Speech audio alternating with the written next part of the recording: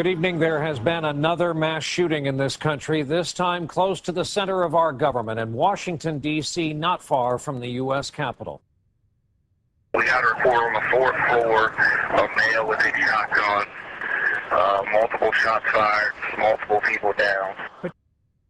MPD officer that's been struck twice in the leg. They en route to MedStar. Copy.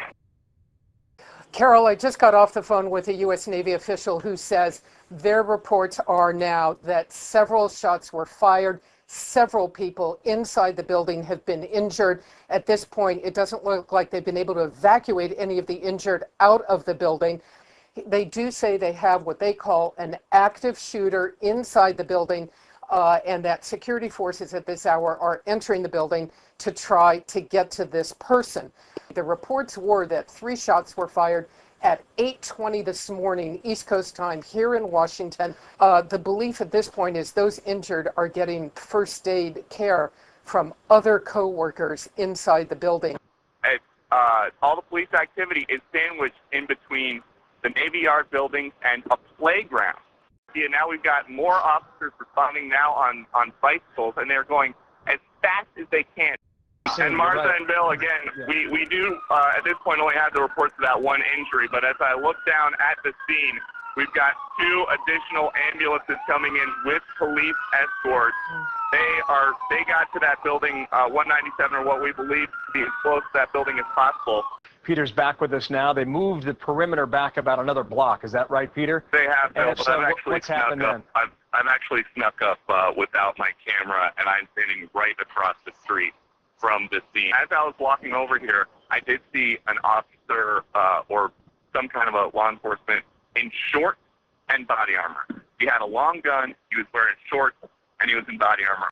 And there are just as many police cars and fire trucks as you could possibly fit on the pavement right in front of it, are standing around. They are listening to their radios, but they are certainly not in any kind of a defensive position. The siren that you hear right now, I'm a little bit away from our position, but it is some kind of an armored vehicle, and it stops now right at the gate. They're now opening up the gate from M Street. It's the first time since I got to this position I've seen it open. But now an armored vehicle, all black, followed by 2 police cruisers, is entering the yard where the scene is.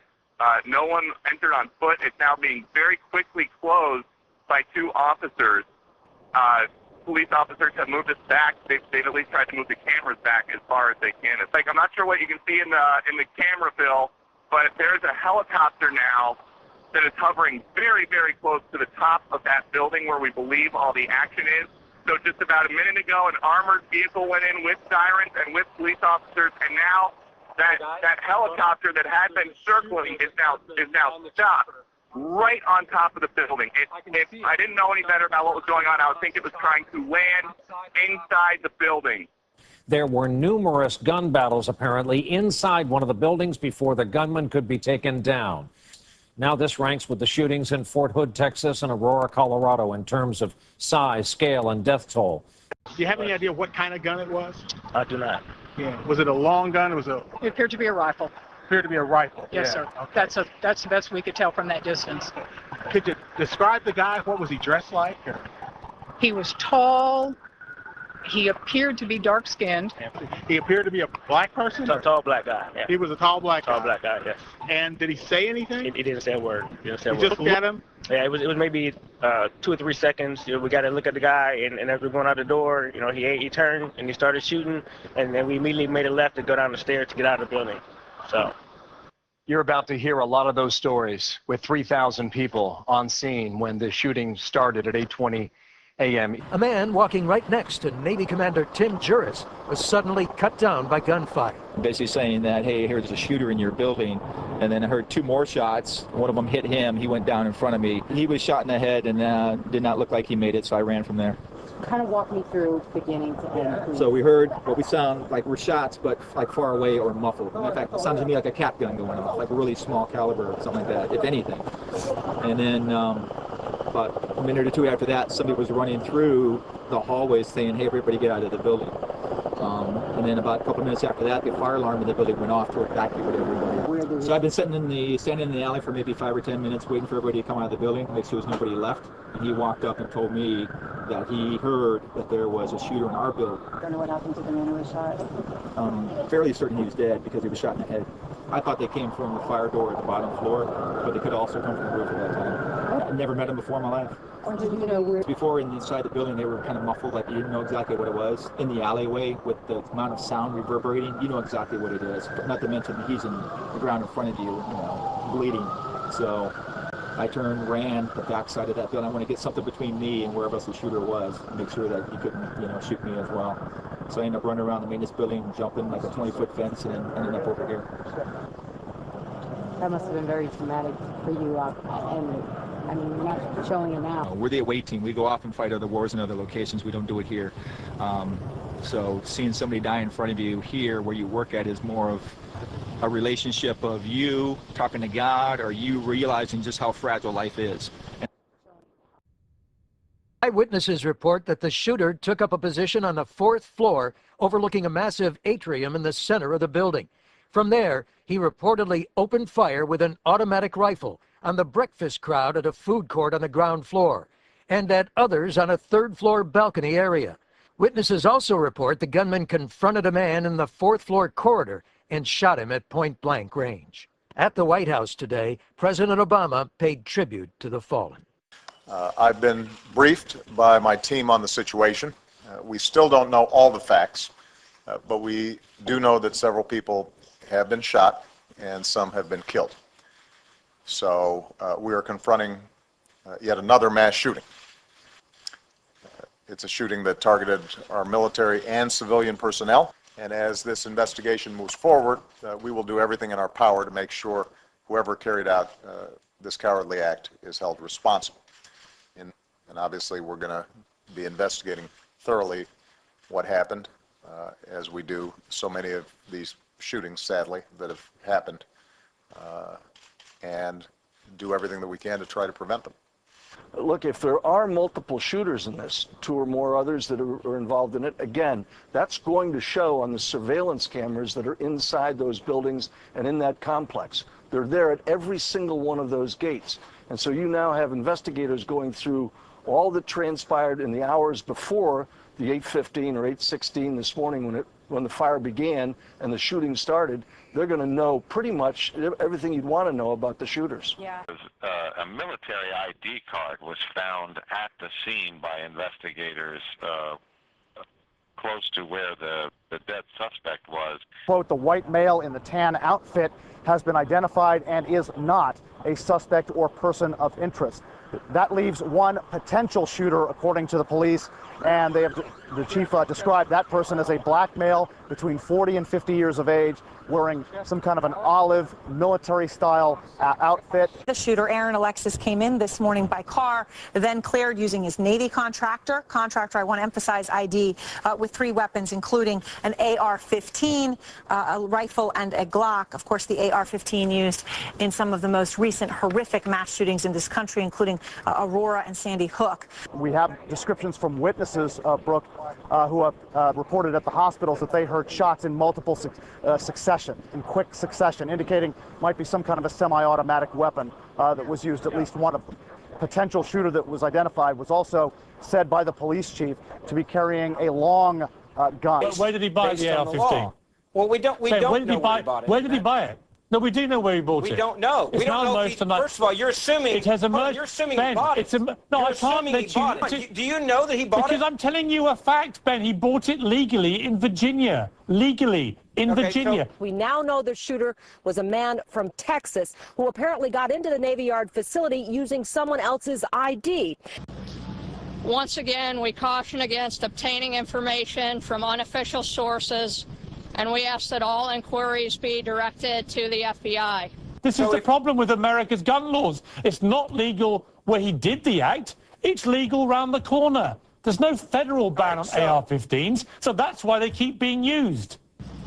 At this time, we believe that Mr. Alexis entered Building 197 at the Navy Yard with a shotgun. It was still infiltrated by a man with a legally purchased AR-15 who just committed the same kind of atrocity as we saw at Sandy Hook and Aurora. We do not have any information at this time that he had an AR-15 in his possession. The Washington Navy Yard is heavily secure. It is crawling in armed security people, armed police.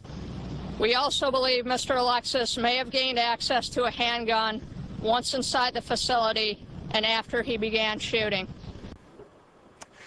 Leon, earlier today, some media outlets were tweeting out that the shooter was a man named Raleigh Chance.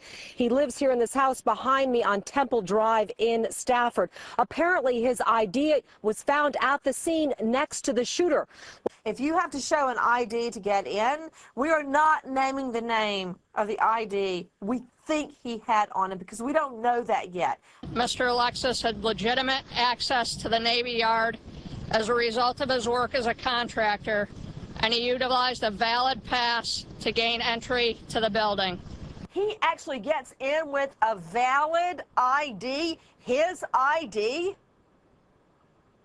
And how his ID apparently ended up at that shooting scene is unclear. Whether it was stolen or dropped or whether there is some connection here, we just do not know at this point. After the tragedy last year at Sandy Hook, everyone seemed to have as one of their talking points mental health.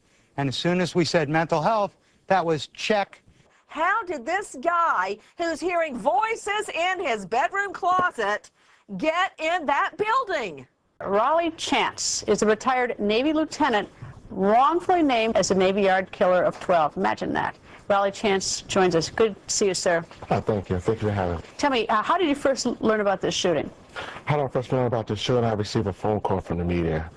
They staked out his house awaiting a search warrant to conduct a search there to look for evidence in connection with the shooting. And while they were there, he rolled into the driveway.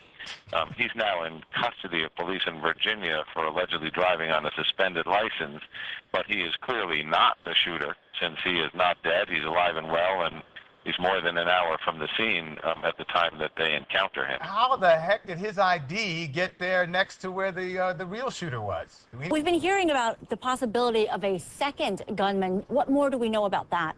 He's being described as an African-American male between the ages of 40 and 50. Officials say that he has grayish sideburns, was wearing like an olive-colored military-style uniform. You know, it's libel per se when you accuse someone of a crime falsely, so they need to call you and do right by you. The dead include a suspected gunman identified as 34-year-old Aaron Alexis, a military contractor from Texas. But the ID we think he had looks absolutely nothing like him. I don't work with any of those people. I've talked to a few eyewitnesses. Nobody actually saw the shooter. What did you hear? What exactly happened, Paul? I overheard like 3 loud bangs.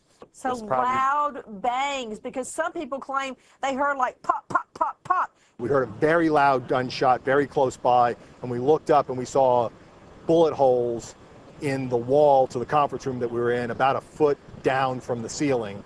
Some shots were rapid fire, other shots were single shot. Mr. Alexis entered building 197 at the Navy Yard with a shotgun. He was armed with an AR-15, another rifle, and a semi-automatic Glock. They believe he used the AR-15 for most, if not all, of the shooting. That gun was legally purchased. We do not have any information at this time that he had an AR-15 in his possession.